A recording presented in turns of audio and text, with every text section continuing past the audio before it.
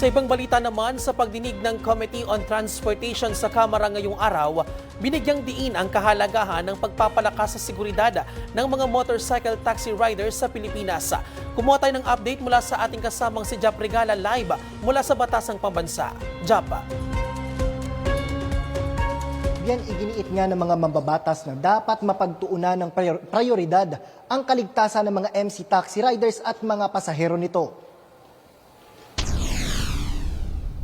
Kasunod ng mga nangyaring insidente ng pananakit at pagnanakaw sa mga motorcycle taxi riders, binusisi ng mga mambabatas ang nagiging hakbang ng mga ahensya para sa kaligtasan ng mga MC taxi riders. Ayon kay One Rider Party List Representative Rog Gutierrez, nagtatrabaho lang din ang mga kapwa motorista pero ninanakawan pa.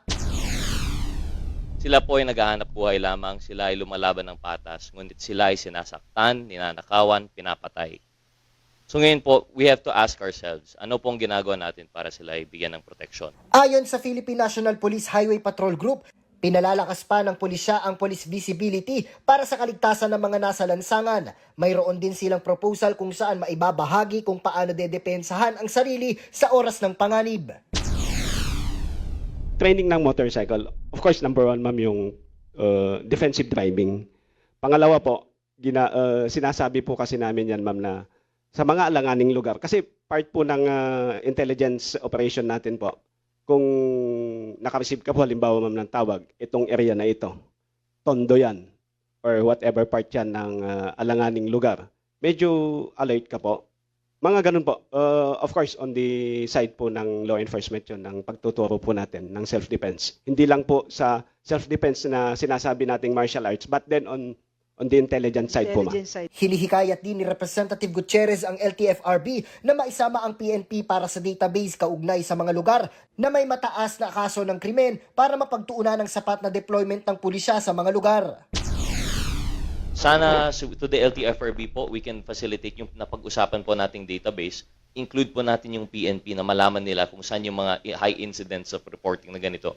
Na sana magawa ng more preventive measures po. No? Nagkaroon din nila ng public consultation ng LTFRB. Pabor ang mga motoristang magkaroon ng insurance ang mga MC taxi riders para sa kanilang benepisyo. Yes po, very welcome po sila, Mr. Chair, kasi at least this is for their protection and the protection of their passengers po. Yan ayon pa nga sa komite ay handa rin ng MMDA na tumulong para sa pagbabantay ng seguridad at maiwasang maulit-ulit. Ito nga naturang insidente ng krimen. Bien? Ako po si Bien Manalo. Para maging updated, manatiling nakatutok sa Congress TV, Congress TV Digital at sa iba pa naming social media pages.